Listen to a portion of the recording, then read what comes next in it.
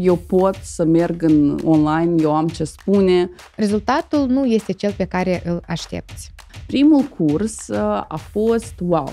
Dar totuși acest personal branding este al naibii de important. Nu s-a vândut nimic.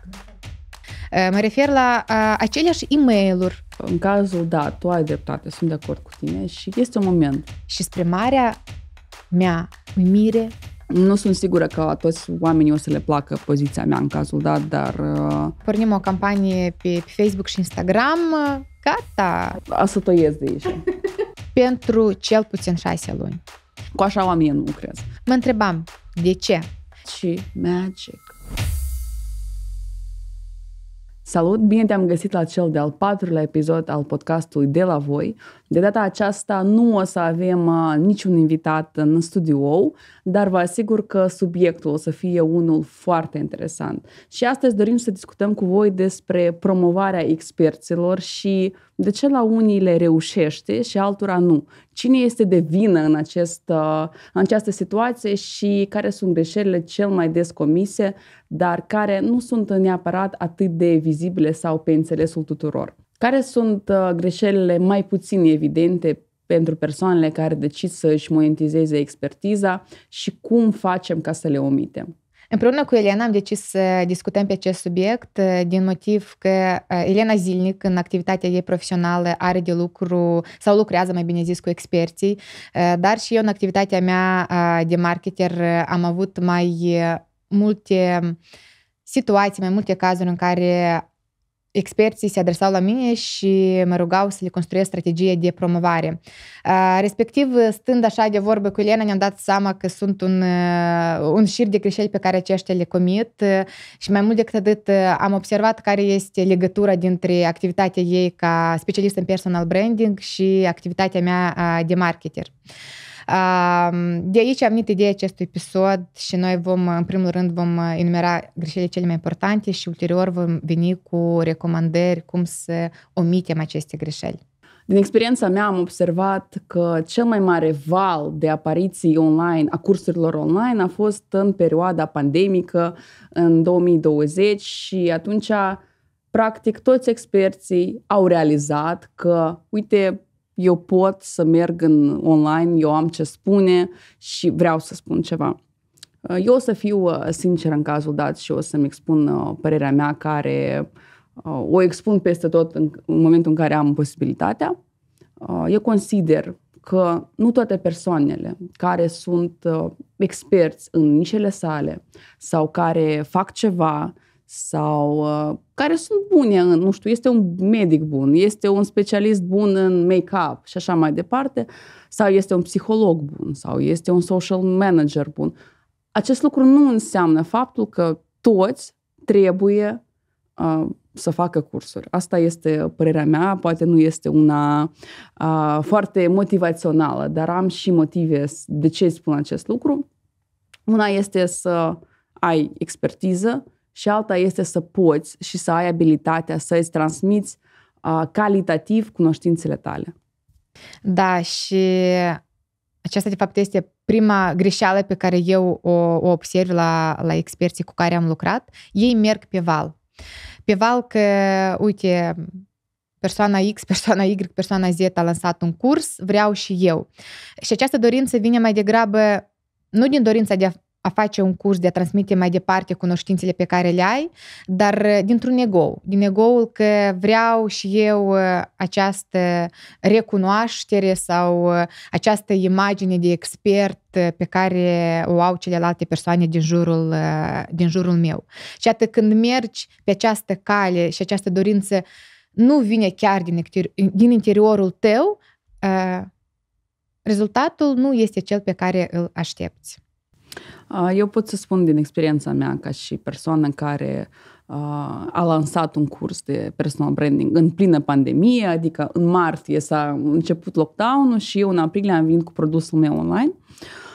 Acesta a fost un produs care cumva era pe acolo prin mintea mea de 2 ani de zile și nu apucam să fac. Bine, pandemia a fost un șut în fund care a zis că eu, în momentul în care am înțeles că se închid toate ușile și eu practic rămân fără clienți. De ce? Pentru că în momentul în care nu știi ce o să fie în ziua de mâine, Și dacă ne uităm și în aceea piramida lui Maslow, oamenii încep să se dezică de chestii care nu sunt de primă necesitate de supraviețuire. Și personal branding, în cazul dat, deși este foarte important și era foarte important exact în momentul acela, au început cumva să zică, ok, da, hai să punem pe postpone toată situația asta și înțeleg perfect. Și în cazul dat, atunci am decis să lansez cursul meu. Am avut 3 fluxuri. Și tu știi situația care a fost. În momentul în care eu eram super motivată și înțelegeam pentru ce fac acest lucru, de ce am nevoie, ok, și aveam și nevoie de bani în situația aceea și vroiam să-mi diversific venitul și în cazul dat, atenție. Partea asta de monetizare a expertizii prin cursuri, eu o văd mai mult ca și un moment de diversificare și mai puțin un venit stabil, da? Pentru că în momentul în care tu vrei ca să faci efectiv bani doar din cursuri, trebuie să înțelegi că trebuie să-ți dedici timpul tău doar în această direcție. Și ziceam de experiența mea. Primul curs a fost wow. Eu eram super energizată, super motivată, îmi doream, știam și cursul l-am vândut încă înainte să am programul gata sau să am materialul gata. A doua oară am decis că vreau să fac un funnel, da? Și asta chiar vă zic din experiența mea, foarte interesant. Am zis că fac un funnel și l-am făcut singură. Bine, am și cunoștințele necesare, am făcut și email marketing și Telegram canal și tot și cu Tripwire și cu lead magnet, tot ceea ce se spune în cursuri și așa mai departe. Am ridicat prețurile pentru că cumva m-am prins că pot să fac acest lucru. Și într-un moment dat, ok, am făcut, au fost mai puțini oameni, dar la nivel de venit era cam aceeași cifră de venit. Și după care am zis că, uite, hai că fac și al treilea funnel, al treilea flux. Curs. Da, al treilea flux și în momentul în care în al treilea flux deja eu nu aveam acea energie, nu prea doream și tu iarăși, tu știi asta, tu ai participat în proces. Eu aștept să termini gândul pentru că am aici foarte multe de completat. Și în momentul acela, eu îți dau perspectiva mea în cazul dat. Și în momentul în care eu nu prea aveam nici dorință, nici motivație, nici energie, acum știu de ce s-a întâmplat acest lucru, dar atunci nu înțelegeam efectiv ce se întâmplă. De ce vin tot mai puțini oameni? Un motiv era evident, faptul că eu mi-am consumat primul meu cerc de persoane calde, da, de lead-uri calde care aveau dorința să participe și care mă cunoșteau pe mine ca și expert. Și a doilea moment era faptul însăși că eu nu mă implicam atât de activ ca și expert în promovare, în funnel, în lead magnet și așa mai departe. Da, vreau să spui și tu. Da. Eu am 2 completări la ceea ce ai zis tu. În primul rând, ai zis că specialiștii, experții nu ar trebui să privească astfel de proiecte, vânzarea cursurilor, ca venitul de bază. Și de fapt asta e problema numărul 1 sau poate fi problema numărul 1. Pentru că atunci când tu, și deja tu ai spus în continuare, atunci când tu nu te implici la maxim, tu nu trăiești cu această idee, cu acest produs, cu acest proiect, rezultatele tale vor fi foarte mici sau nu vor fi nici pe aproape la nivelul așteptărilor pe care tu le ai. Pentru că tu ca expert trebuie să te implici la orice etapă. Ori nu există tehnologii care ne-ar permite nouă agențiilor sau oamenilor care te ajută pe tine cu strategie și cu promovarea să conectăm un aparat la creierul tău și să stocăm de acolo toată baza ta de cunoștințe și modalitatea ta de a transmite aceste cunoștințe ca noi să le transpunem materialele pe care le creăm. Și când vorbesc de materiale mă refer la același lead magnet, mă refer la aceleași e-mail-uri, cu părere de rău, pur și simplu așa, să fac cumva un funnel, să fac un tripwire, să fac un lead magnet, să trimit un e-mail. Pur și simplu așa nu merge, chiar nu merge. Eu analizez atât din perspectiva mea ca a persoanei care a creat aceste funnel-uri, care s-a implicat la fiecare etapă, la crearea lead magnetului, la crearea e-mail-urilor, cât și din perspectiva persoanei care analizează acești experți, analizează, adică cumpăr și eu cursuri, cumpăr și eu traininguri de la alți experți și eu mă uit după mine, eu cumpăr de la cei la care observ că ei trăiesc cu această idee. Când primesc e-mail-ul, el este atât de personalizat, transmite atât de mult vibe-ul pe care îl are persoana vis-a-vis de produsul său. Și eu vreau să consum produsul nu neapărat pentru că am nevoie de el ca și de informație, dar mie îmi place vibe-ul pe care îl transmite această persoană. Uite, în cazul, da, tu ai dreptate, sunt de acord cu tine și este un moment. Ceea ce ziceai tu poate fi foarte ușor transmus la subiectul de personal branding, da? Pentru că hai să zic așa, prin brand personal se vinde expertiza. Prin acest moment. Și în momentul în care este chiar o situație similară când vine cineva la mine și spune, uite, vreau brand personal, dar eu nu sunt gata, nu am timp. Nu sunt gata să vin la shooting, nu sunt gata să fac postări, nu sunt gata să fac stories, nu sunt gata să fac asta, nu am timp, sunt super ocupat. Și atunci când eu le spun la oameni, băi, dar eu nu scriu texte în locul persoanelor pentru orice, nu contează pentru ce. Ok, sunt persoane care zic ok și sunt alte persoane care nu înțeleg de ce, pentru că sunt gata să plătească, sunt gata să investească și de ce eu ca și expert în personal branding vreau să fac acest lucru. Și răspunsul în cazul dat este simplu.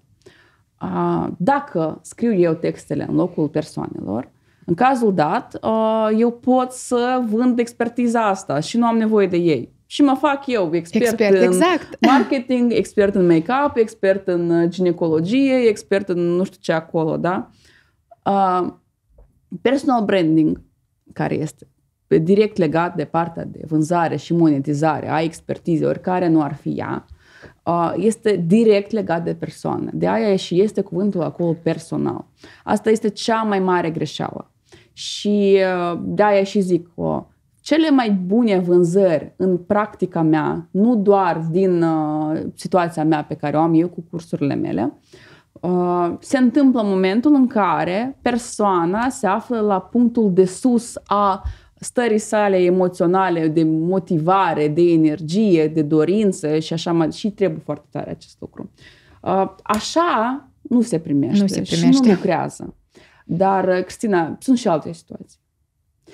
Trebuie să recunoaștem că sunt situații în care persoana este super motivată, ea vrea să facă acest lucru, are și cunoștințele sale, investește timp, energie și la urmă nu se primește nicio boabă. Și tu și eu cunoaștem așa situații. Și asta e un alt motiv de ce unora le reușește, de ce altora nu. Noi am ajuns la el foarte natural și eu mai întâi nu o să dau numele persoanelor, experților, dar o să povestesc acest case. La noi în agenție s-a adresat un expert, aparent expert bun în ceea ce face.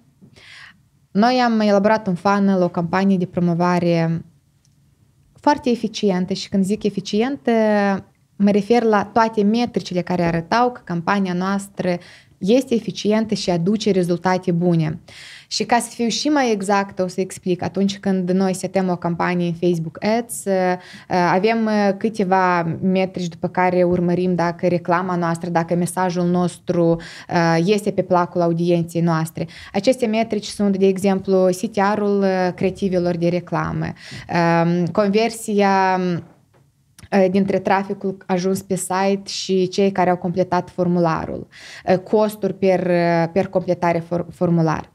Și iată, aici totul era foarte bine, totul mergea conform planului, să zic așa. A mers e-mail funnel-ul, da, ca să ținem audiența cumva în tonus, ca să avem o rată de ajungere la webinar cât mai mare.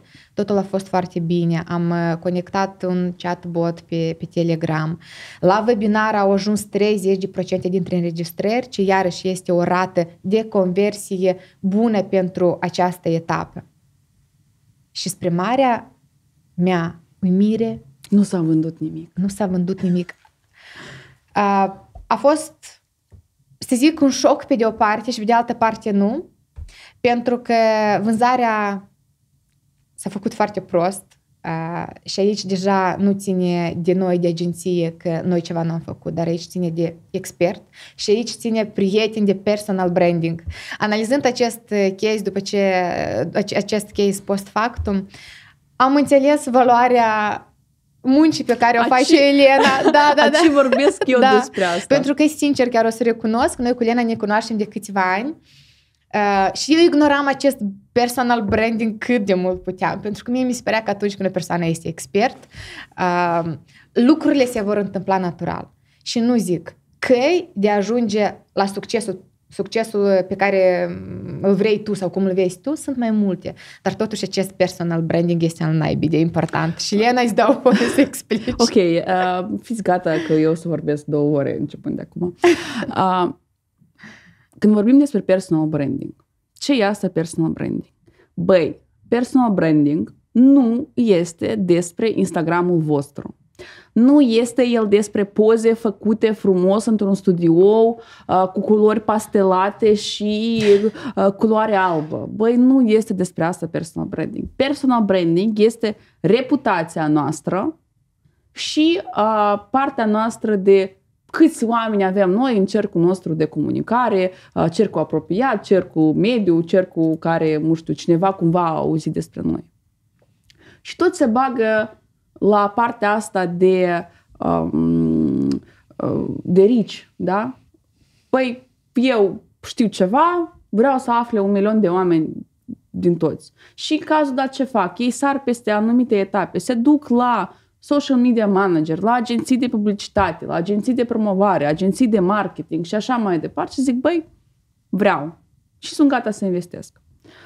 În momentul în care, și acolo nu este problema în targeting, nu este problema că a fost ceva setat incorect. Problema este că fie și acel 1 milion de oameni te-au văzut, s-au uitat la tine și au zis, băi, dar nu te cred, frate.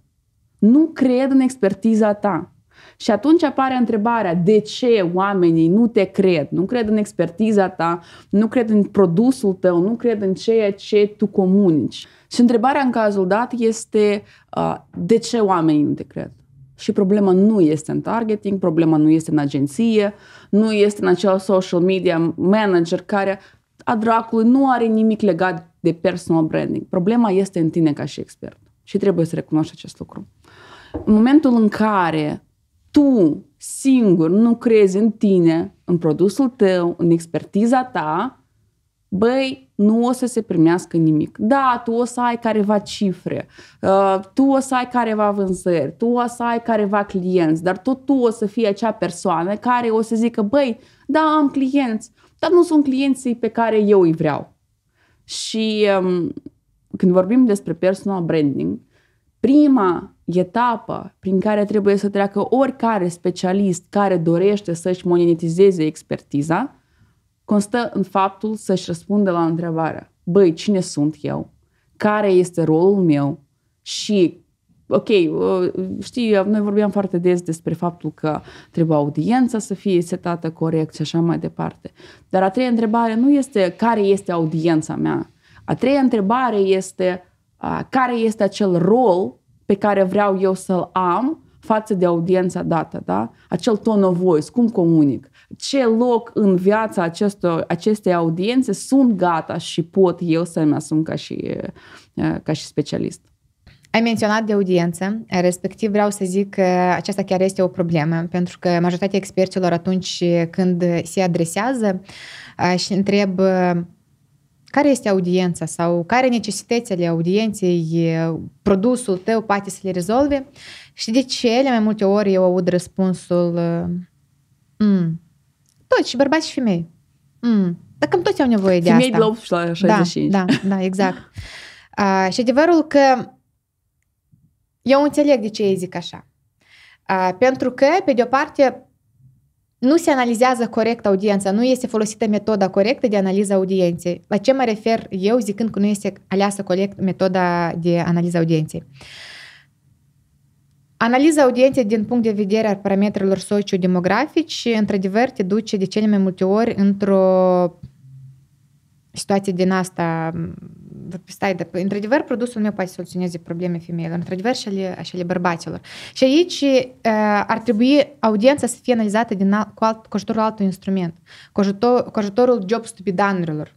Job stupidan, asta e ce necesități sau la care probleme ale audienților produsul meu oferă soluții. Și aici, într-adevăr, din punct de vedere al parametrilor sociodemografici, nu contează cine este audiența ta. Poate fi bărbat, poate fi femeie, poate fi un teenager, poate fi un bărbat în vârstă, dar toți ei au o problemă comună.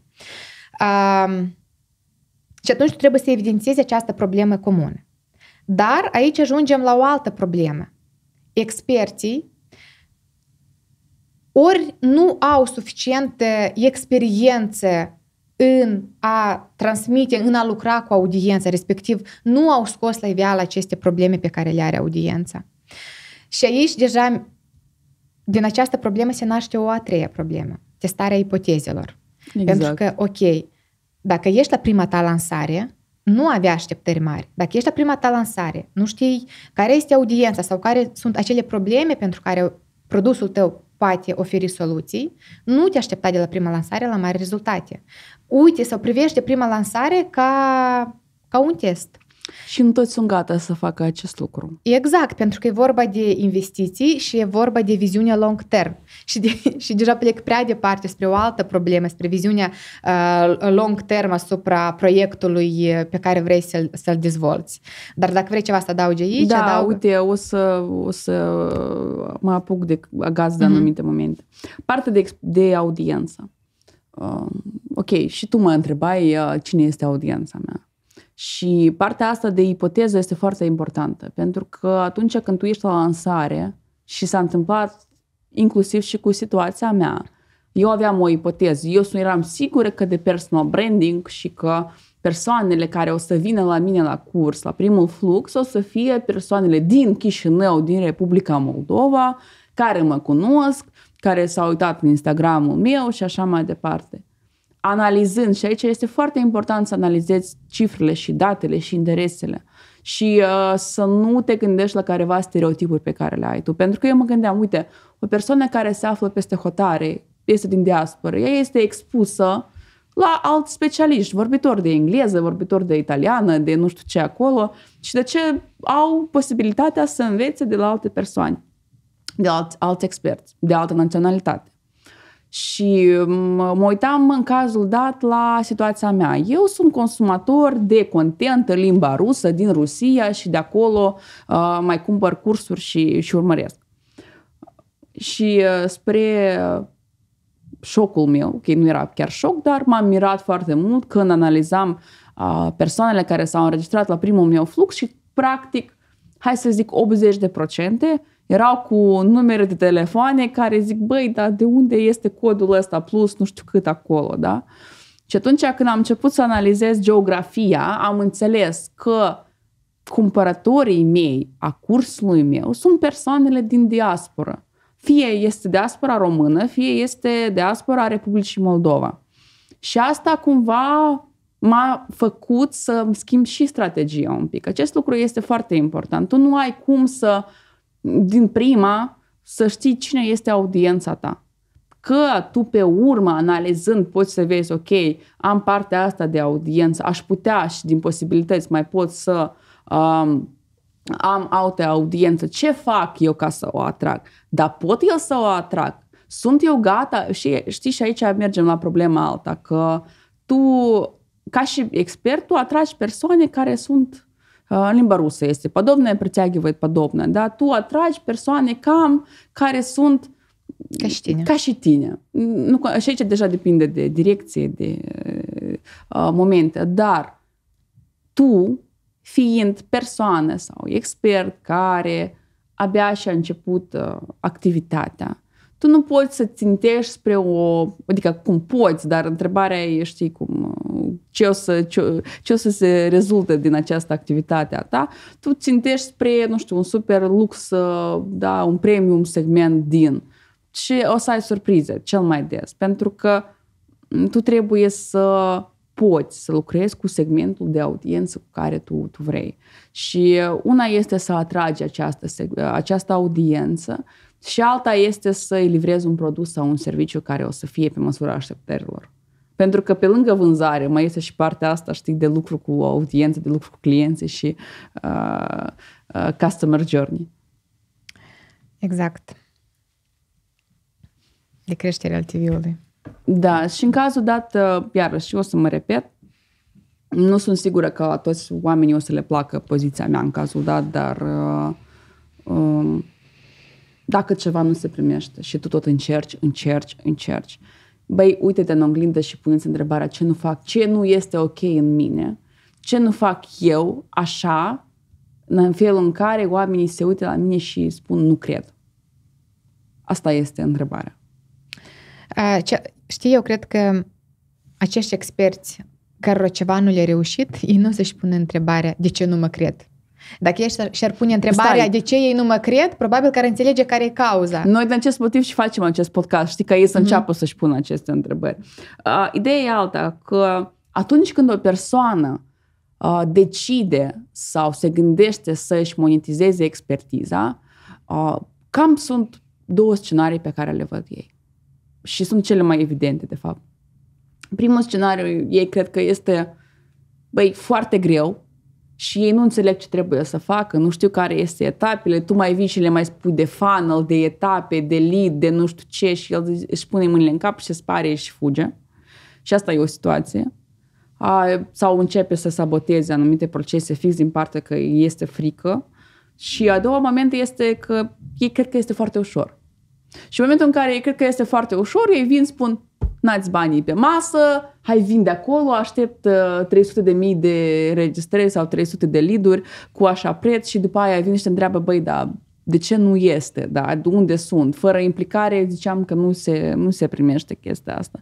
Și atunci este de fapt, al treilea moment sau a treia situație este una corectă. Da, noi ca și experți putem să ne monetizăm expertiza.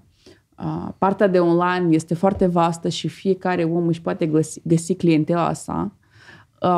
Momentul este că și tu ca și expert trebuie să te implici la oricare etapă. Și nu pentru că expertul care lucrează cu tine nu cunoaște, dar pentru că, sau ca tu să faci totul acolo, nu, dar fără prezența ta și implicarea ta, anumite chestii pur și simplu nu o să se întâmple, atât.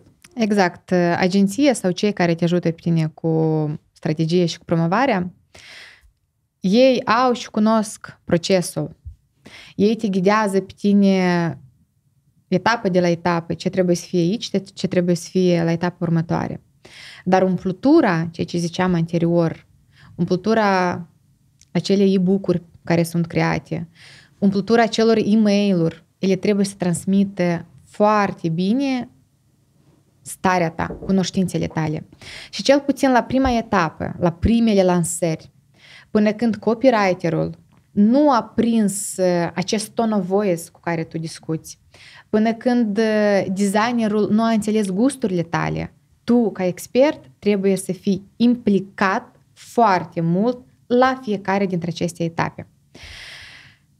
Și dacă să mergem puțin mai departe, ca continuitatea ceea ce am zis acum, ajungem la concluzia că astfel de proiecte, adică promovarea experților sau monetizarea cunoștințelor mele ca expert, este un proiect de lungă durată. Long term. Da, pentru că din prima lansare copywriterul sau echipa cu care te ajută pe tine nu va înțelege totul despre tine, nu va înțelege cine ești tu ca persoană. E vorba despre...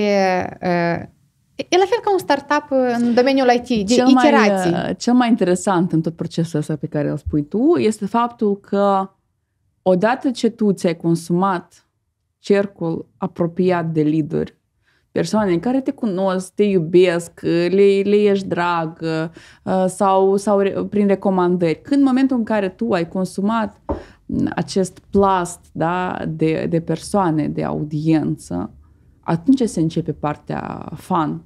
Exact. Pentru că exact atunci tu începi să observi care sunt lacunele pe care tu, ca și expert, trebuie să le acoperi. Pentru că atunci tu îți pui întrebarea, băi, dar cum ies eu la audiență rece? Cum comunic eu cu ea? Și atunci situația este total diferită și asta este și șocul prin care trec persoanele, da?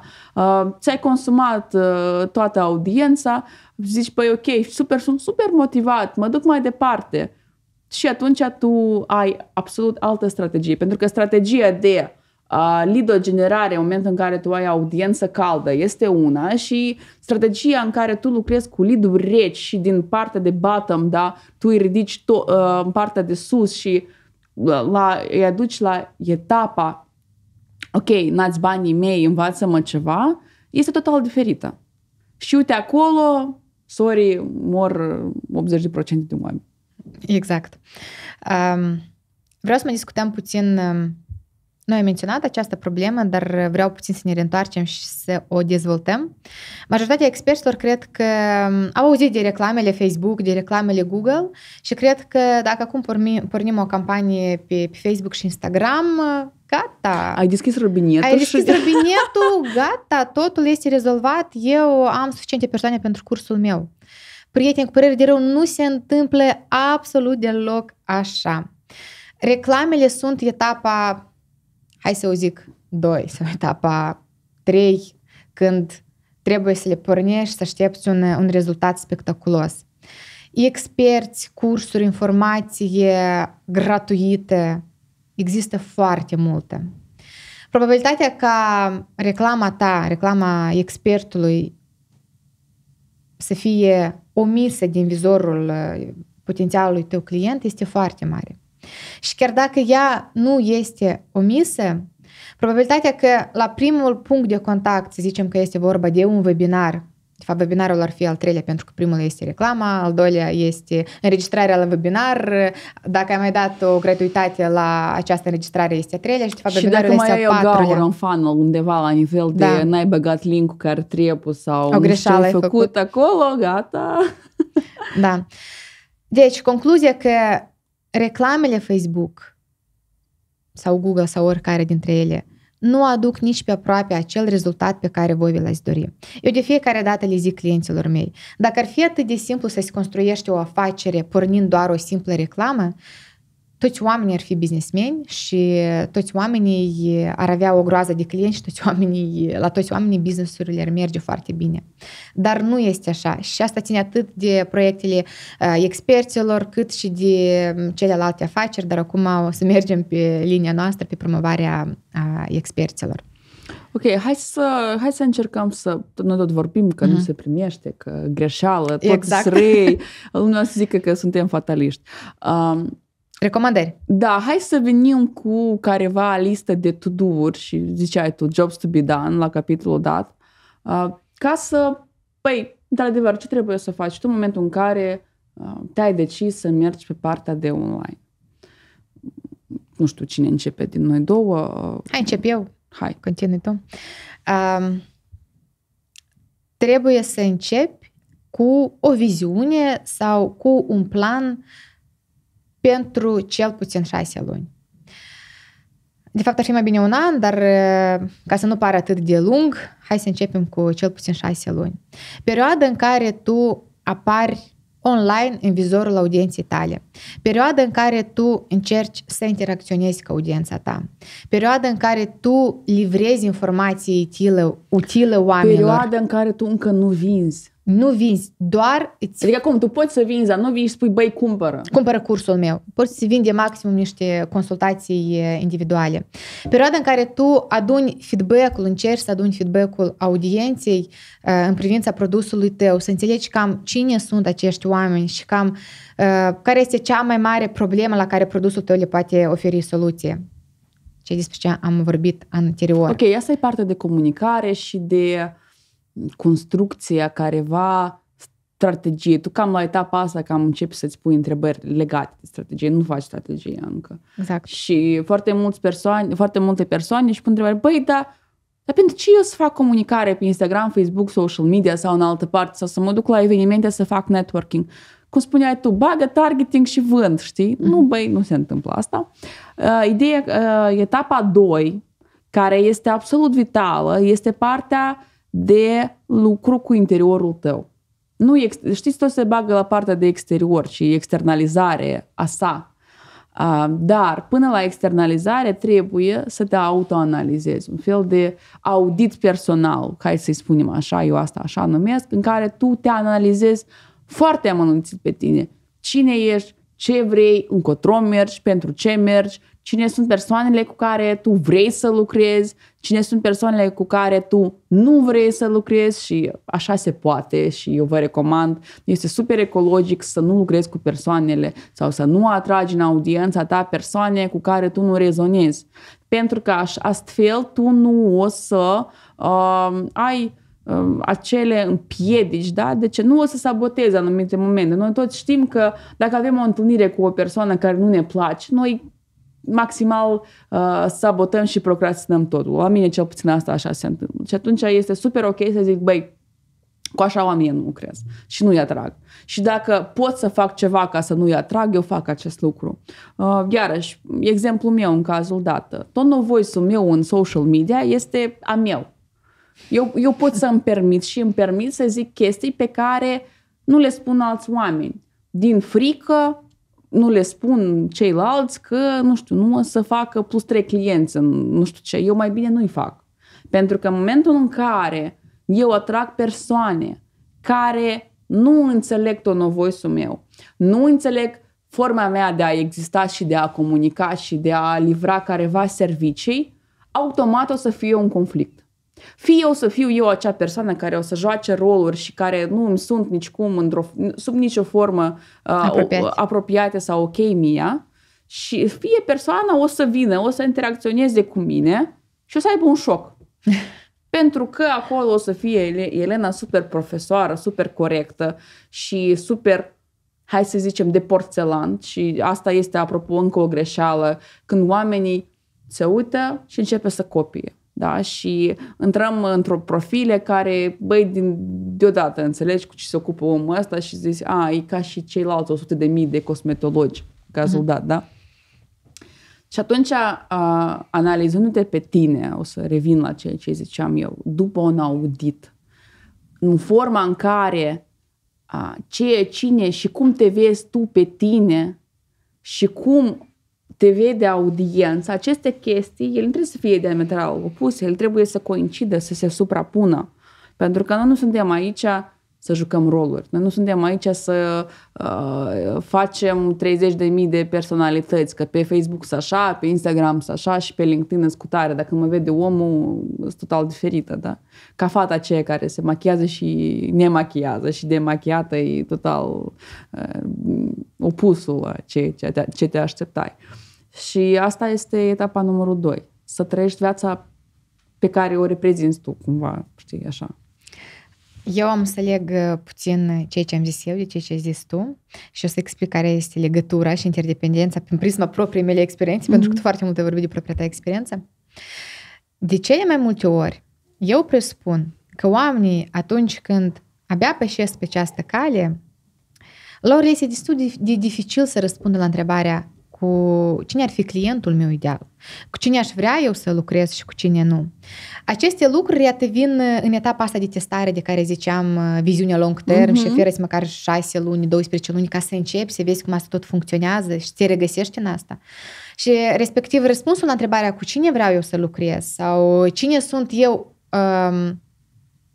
viziunea 100%, da? Vine treptat, iată, anume în perioada asta de testare. Iată de ce este important să începi să testezi.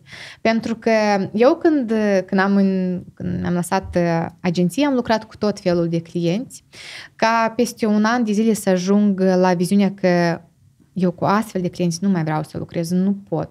Mă epuizez, câștig pe ei puțin, respectiv nu se merită, pentru că eu eram în faza de ajută-i pe toți.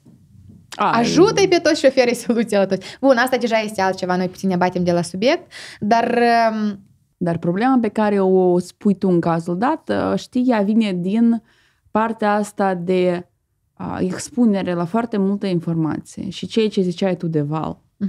De ce se întâmplă aceste lucruri? De ce oamenii sau persoanele sau companiile, startup-urile, nu contează, țintesc spre a face milionul mâine. Pentru că tot aceste lead magneturi care sunt total artificial create pentru că sunt etapă din funnel, că le-a spus cineva sau că au citit pe undeva, se generează 3 pași ca să faci milionul, 10 idei ca să zbori în cosmos, 8 chestii care trebuie să le faci ca să faci cunoștință cu Britney Spears și așa mai departe, știi? Și tot noi consumăm aceste lucruri. Este ca și paradoxul cu știrile, știi? Pe de o parte, noi ne plângem pe faptul că nu există content și că mass media a murit. Bine, în Republica Moldova, părerea mea, ea a murit de mult și ceea ce se întâmplă este can-can sau show business, hai să-i spunem așa. Și în momentul în care tot noi suntem acele persoane care consumăm astfel de content, astfel de lead magneturi, noi toți suntem în graba și în fuga după pilula magică. Acel buton, știi, care l-ai apăsat și magic. Și acest lucru nu se întâmplă. Și noi vrem, noi ca și experți, băi, asta au făcut. Asta a putut, de ce eu nu pot? Și atunci, dar nu toți pot. Asta e realitatea. Nu a toți se primește. Și dacă este ca și situația cu cărțile.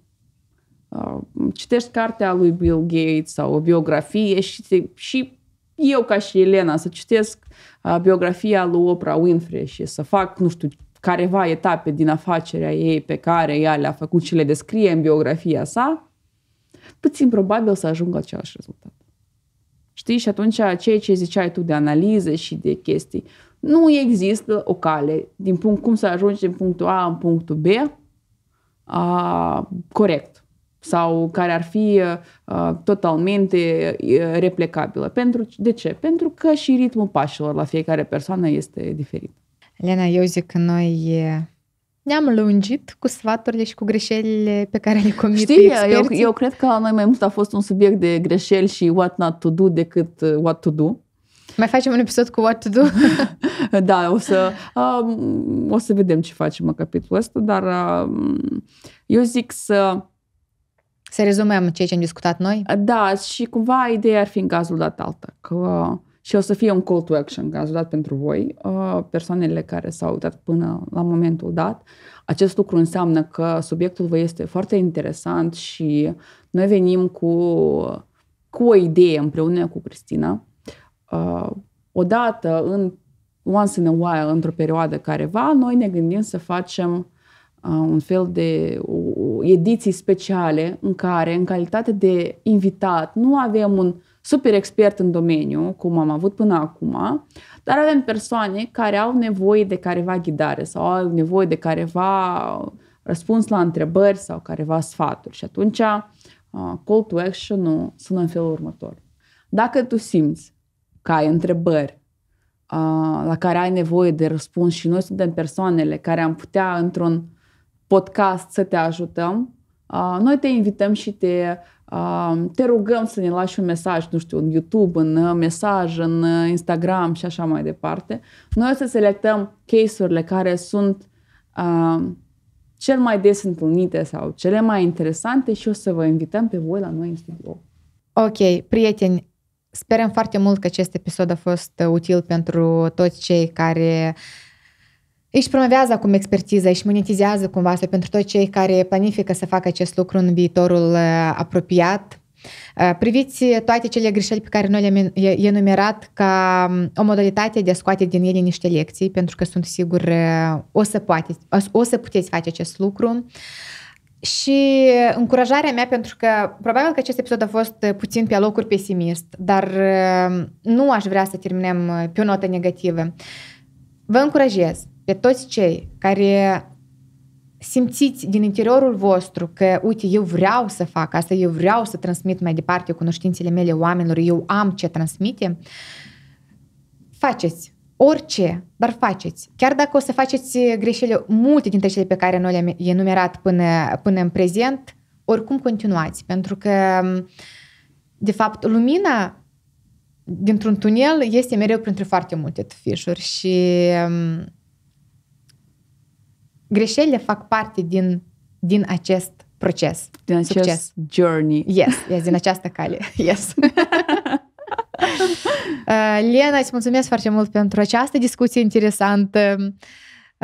Eu cred că noi o să continuăm cu astfel de episoade în cadrul cărora o să ne dăm părere. Da, luăm un anumit subiect pentru discuție și prin prisma experienței și expertizei pe care o avem noi cu tine să abordăm aceste subiecte.